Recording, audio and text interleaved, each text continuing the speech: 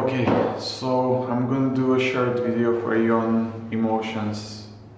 You guys seem to be kind of struggling with dealing with emotions, and this is something that I have struggled with a lot when I was younger, and it's kind of an ongoing process. So I would like to share with you the things I've learned that will hopefully help you to live maybe a more fulfilling and healthier life. So the biggest kind of issue that I see with people's approach to feelings is that people usually uh, perceive emotions as something that's to be controlled, or that is somewhat like undesirable thing, and that sort of emotions should follow our conscious command.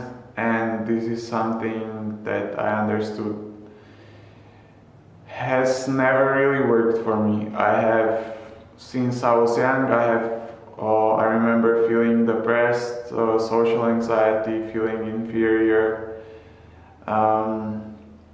feeling suicidal at times for longer periods of times. And one of my first strategies to deal with this was suppressing everything, thinking happy thoughts, using affirmations, mantras, whatever I found out, whatever I read about on the internet. And basically I did all that stuff until I couldn't take it anymore, because I was always suppressing emotions. Like whenever I felt, let's say, hatred, whenever I felt anger, whenever I felt emotion that was not exactly, let's say, quote unquote positive or joyful emotion or pleasant emotion, I would suppress it and I would deem it as an emotion that I'm not supposed to feel. Interesting question maybe comes to mind, like who is the one that's gonna that created the standard? What we are supposed to feel and what we are not. So, but coming kind of back to my story, I've been trying to suppress my feelings and it just didn't work. One fine day I got quite sick of it and I started doing completely opposite approach. I started accepting the emotions because I realized there's no freaking way for me to continue like this, continue suppressing. Like it went, like it led to sort of a breakdown in me. And therefore I started accepting my emotions, and I started accepting anger, and this was an interesting point, because before I was scared of being angry or scared of expressing anger because I was afraid I would hurt somebody. But at the same time, I would be passive aggressive and I would have that fear or anger, this emotion inside of me, and I would just basically express it in some other way. I would think like, oh, like if I feel this anger towards this person for some reason, or if I feel another painful or possibly destructive emotion, that I will, I'll just suppress it, push it down somewhere, and that it will kind of go away. But it doesn't. It's always somewhere lurking in your subconscious and kind of like knocking at the doors of your consciousness and trying to kind of inform you like, hey, I'm still here, like you haven't dealt with me. So this is where I learned about the importance of emotional intelligence and the steps we actually need to take and the different approach we have to take towards emotions. So I've learned that suppressing doesn't work, so the other approach was accepting my emotions and allowing myself and allowing the emotions to express themselves. This was kind of cool thing, because once I started doing that, when I started processing my anger, my anxiety, my feeling depressed, feeling sad, accepting all of the emotions, trying to understand them and listen to their message, they would they would give me their message, and then they would just disappear, or they would just be like, okay, I did my job, and basically they would be processed. It's like they were they were like these messengers that if you don't accept them, they keep knocking on your door all the time, and you're like, no, I don't want to listen to them, and it's more and more of them, and they're coming, and that's another messenger coming to knock on your door. But then, and you're like, fuck, I cannot handle this shit, there's so many people knocking on my door. But when you actually open it, and they just say, well, you feel angry now, you feel anxious now, you feel sad. And if you just say okay, yeah, you're right, I feel like that, what can we do about that? So the messenger just goes okay, I did my job, bye. And it's the emotion gets processed. If you just remember one thing from this video, it's that please give it a go and try to accept your emotions and take a note instead of trying to suppress them. If you try to suppress your emotions long term and repeatedly, I'm afraid you will really hurt yourself. I'm kind of feeling how that feels on me, where if you because with emotions, you cannot just suppress one emotion, you're I would say, or what was my experience, that if I suppressed, let's say, if I would suppress anger or feeling sad, then I would also suppress something on the other end of the emotional spectrum. So that means for me that please, I would encourage you and recommend you to accept your emotions and process them. The point of emotions is to give you a message, and this is where we get to an important point, because your emotions are actually a system. I understand emotions and your feelings as feedback systems, which tell you whether your emotional needs are being met or not.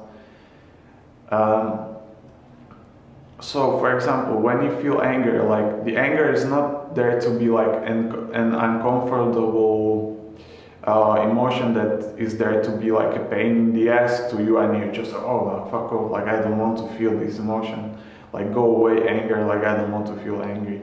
The point of anger is actually to ensure your well-being and survival, because anger is a signal that some of your emotional needs are not being met. So, for example, if somebody endangers your well-being or threatens your life, you rightfully feel anger, because it's a signal for you to take action to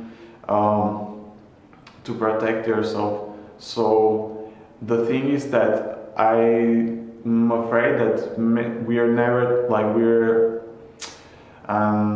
never really formally taught how to deal with emotions, and therefore when we feel emotions we think maybe they're not important, they don't have a point, but they do have a point. And learning about them and becoming more emotionally intelligent means that we learn that okay, if I feel this emotion, it means that I don't have some of my needs met, and that the signal tells me like for my well-being and for my happiness and health and prosperity, I should find a way how to feel this emotional need.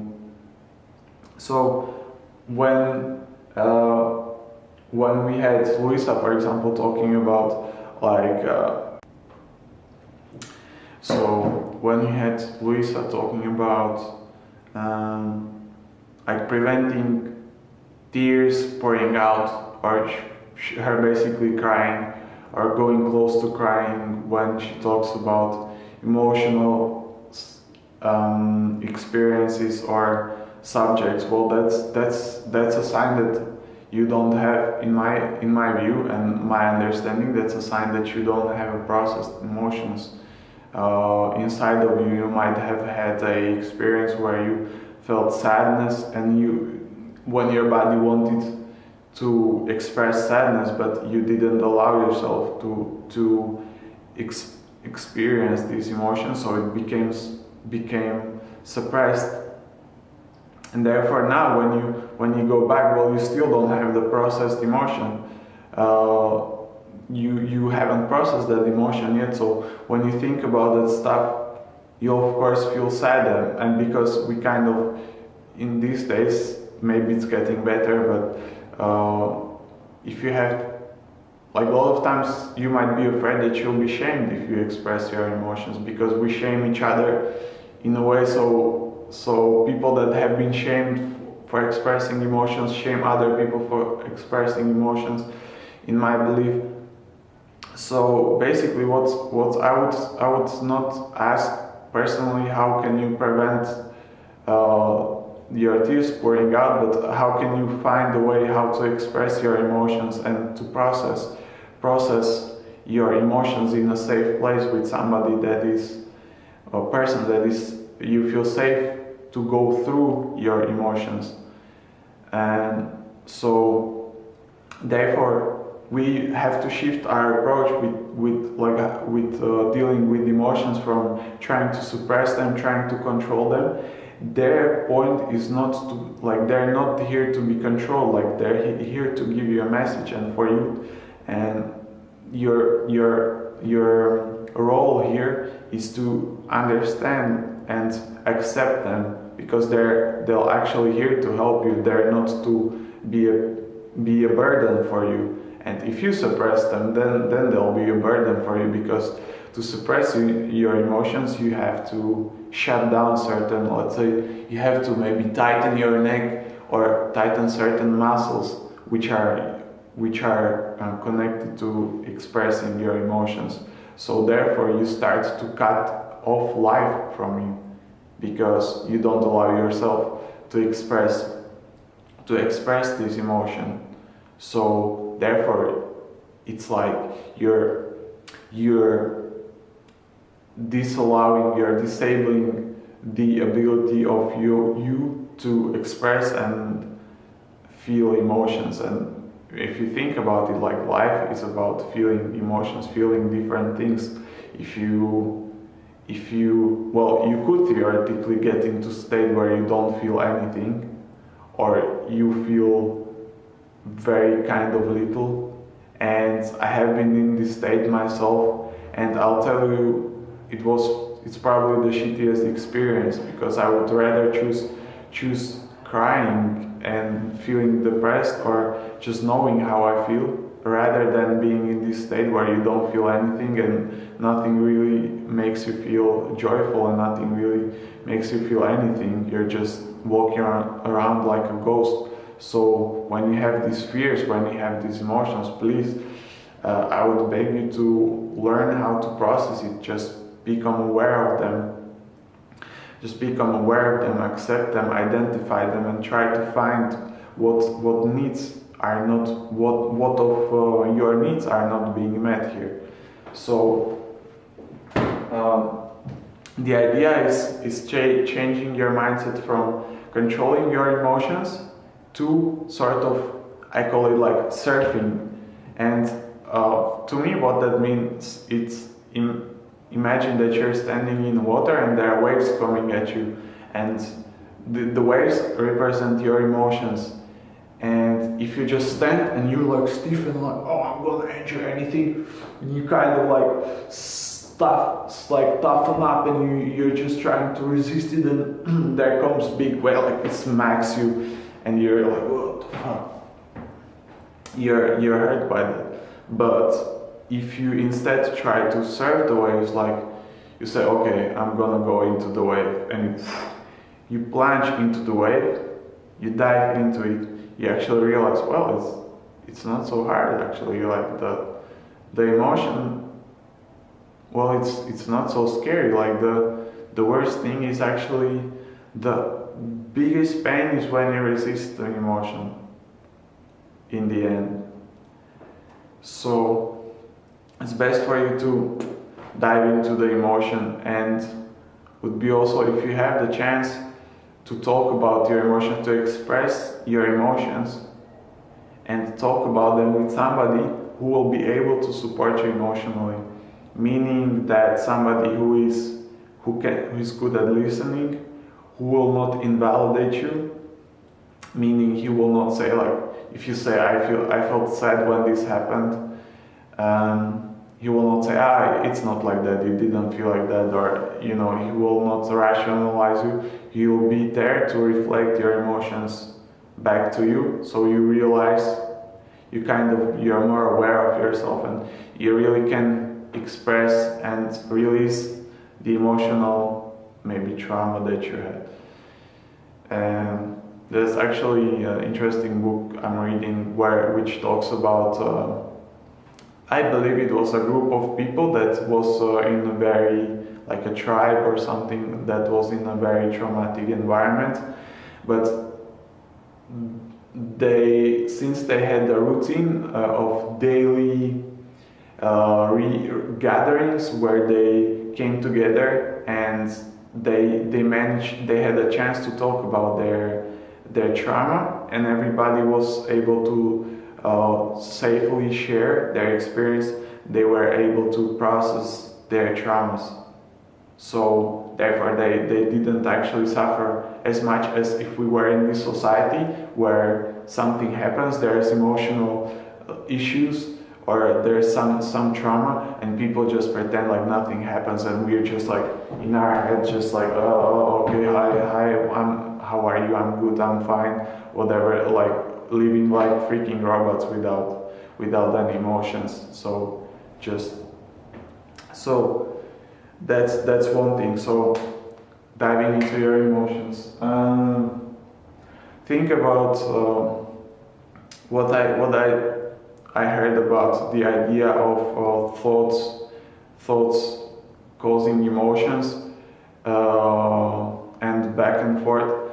And from my experience, I realized, like, I've tried to change my thoughts, and I came to believe that to me the strongest influencer on what thoughts you have is the emotions that are underlying, going in your background. Like, that when they say, like, you see world with rose-colored glasses, or that when you feel happy, like everything's like your thoughts are. You believe that, like, everything, you feel optimistic, you feel excited, you feel joyful, so everything, like your future seems to be bright, like everybody's your friend suddenly, like you only, like your thoughts kind of like evolve around a different topic. And as well as when you feel depressed, like your thoughts revolve around this, like depression. So the thoughts are kind of aligned with this emotion. So it's like imagine your emotion is like a colored light bulb, and the light that it shines, or like the illumination is the light, are the thoughts. So they're colored in the way of the emotion. So if you're depressed, you think like I'm worthless, I'm alone, or you feel alone as well, and then all these thoughts come from that. But the source I see in the emotions mostly. But at the same time, so here in this case, I would really I would really recommend changing the underlying emotion, or not changing, I would say, would rather processing and becoming aware, being understanding, and trying to feel your emotional need. Because emotion, as I mentioned to you before, feeling an emotion, the emotion is a signal for you whether your emotional needs are met or not. So if you're joyful, it's like hunger. If you feel hungry, that's a signal for you to get food, and you don't really discuss that, right? Like if you feel hungry, people are not hesitating to get food. But with emotions, actually, it's something else, because there seems to be like sort of social judgment around certain emotions and what's acceptable or not. No, but nobody really cares about like whether you're thirsty or hungry to go get some drinks or not. But imagine we had a society where suddenly like eating is somehow stigmatized. So in the case you feel hungry, and then you're like, oh, but I cannot be hungry. And this is the state where I see we are in terms of emotions. Like I feel sad, but no, I shouldn't be sad. Like why should you not be sad? It's just a signal from you. So yeah. So that's about thoughts causing emotions, and vice versa. And on the topic of actually thoughts causing emotions. So I personally believe that you can evoke these emotional states by your thoughts, and maybe if it's habitual thoughts, that you might be able to like reinforce certain emotional states. Like for sure, if you at this moment to choose to think or imagine a situation in your mind that your best friend is dying, and it will evoke certain emotional state. And at the same time, if you imagine your friend like you're having the best time of your life and enjoying something, having fun, then it will evoke a different emotional state. But I believe like these emotional states are not sustainable and will not follow you for a long time until it's a habitual thought. So I believe that creating certain habits of thinking about certain things might influence your well-being. But I would stress that I would mostly focus. I think our biggest deficiencies in not knowing and not being able to handle our emotions that we feel most of the time. So yeah, and I would like to give you a framework how to handle your emotions. Whenever you feel any emotions, whether it's painful, pleasant, there I see kind of like about 4 steps that you can take. First one is to actually be aware of that you feel something. I'm afraid that it's kind of easy in these days to become completely unaware of how we feel, to be completely rational, quote unquote, being detached from our bodies, because also our jobs are a lot of times sitting down, just staring into the computer, doing something that doesn't really involve movement, or sometimes maybe no interaction with other people. So I would really recommend you to try to kind of introspect, take a look inside yourself and ask yourself, how am I feeling at this moment?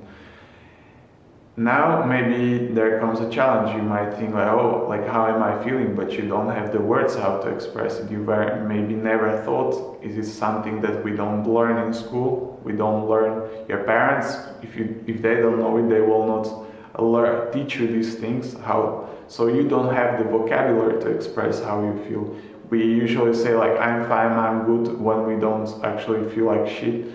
And when we feel bad, we say like, I feel bad. Okay, but I feel bad, that could be when you learn how to be emotionally literate.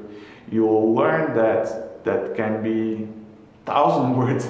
There are so many words that you can describe your feeling, and the better you're able to pinpoint the feeling, and better you're able to name this feeling, better you'll be able to take action that will fulfill this need. So for example, if I say I feel bad, well, there's like hardly I wouldn't know what action can I take to fulfill what needs are not being met. But if I learn, okay, so I feel bad, so let's try to be more, I'll try to be more specific, and maybe I realize I feel lonely.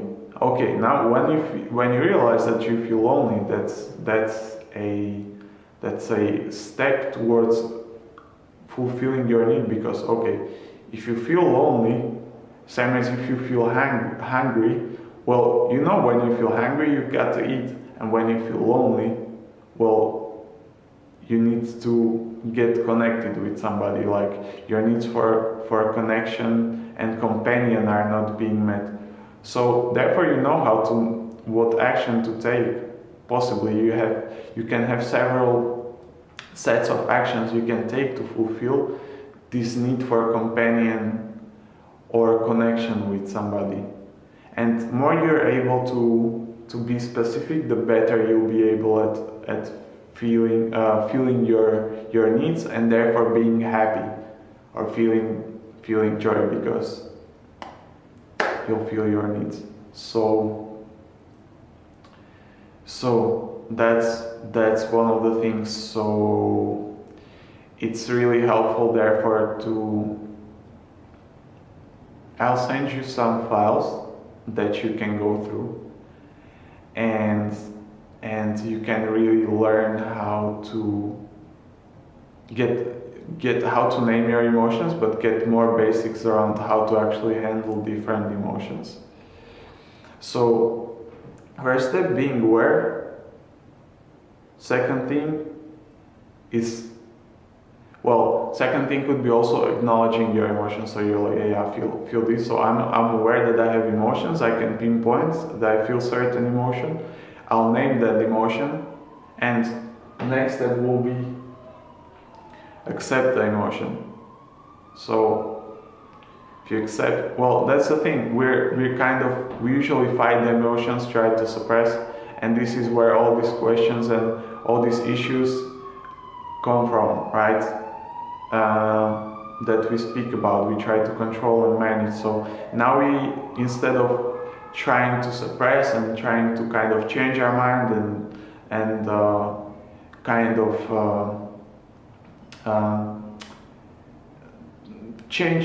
do something else, think about something else, and let's do something actually. Instead we accept the emotion.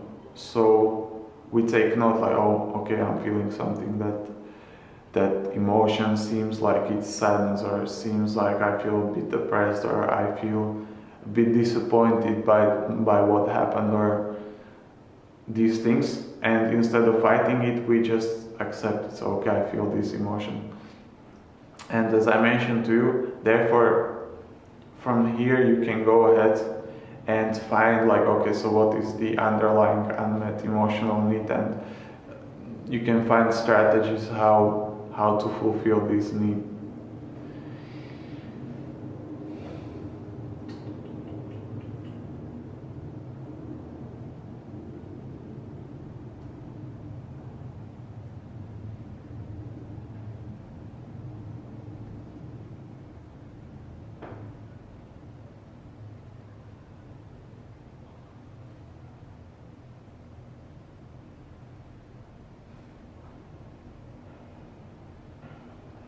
One technique that might help you to process emotions, that was one I used, was when I felt anxiety. I usually felt it in this area, in my neck, and I usually feel it there. And one of the things that I was doing was this exercise. When I would focus, I would introspect and focus, like, where is this feeling located? Where do I feel it? Is it at the top, at the bottom? Like, where is it exactly? What's the shape kind of that feeling? Like, how does it kind of look? Where is it? Like, what area does it kind of cover this feeling? Then asking myself, can I make more space for this feeling? So usually this suppressing of feelings entails or also is connected to tightening your muscles in certain areas. So here, you see, I can really feel that I have still some emotions suppressed and that are kind of collected in this area. So if I press on this area, I feel this kind of choking sensation. And so next step for me would be, I would be asking myself, can I make more space for this feeling? And trying to kind of like release the emotion. Like trying to kind of think about like, can I, if I imagine the emotion like a small ball of energy, which is, I find it really unscientific thing to say, but it's just for the exercise. Imagine this tightness as a ball of energy, and I try to expand it, like, okay. I try to breathe, like, because to give it some space I need to breathe, so suddenly like the muscles start to relax a bit. And I try to do it several times, try to give more space and more space to this feeling. And in the end I ask myself, okay, can I release this emotion? And when it feels right, like the emotion kind of, I feel that it gets released and gets unstuck. But a lot of times, most of the time, it's just me putting awareness into that place and trying to kind of like delve into like deeper, like what is the feeling, where is it, can I go deeper into that feeling, can I make more space, can I go deeper, can I make more space for it? And it's somewhat like dissolves, as we mentioned, like we go into the wave instead of resisting it, so we release the tension, and therefore we kind of release this suppressed emotion. So just to summarize quickly the steps for dealing with emotions.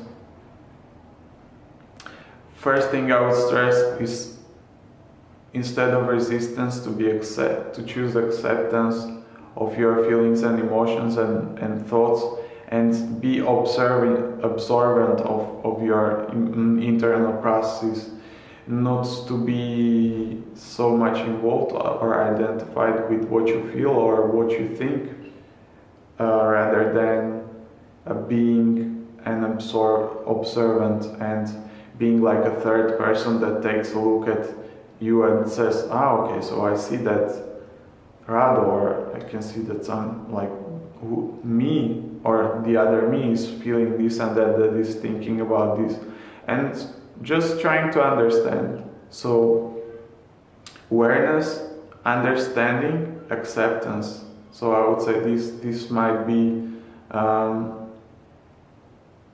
the keys, and steps you can take is being aware, acknowledging your feelings, identifying them, naming them and accepting them, and finding underlying emotional needs you have. So I think that's it. Please let me know if I missed things, and the more ideas you have and more topics for me, I'll be glad to help you out with.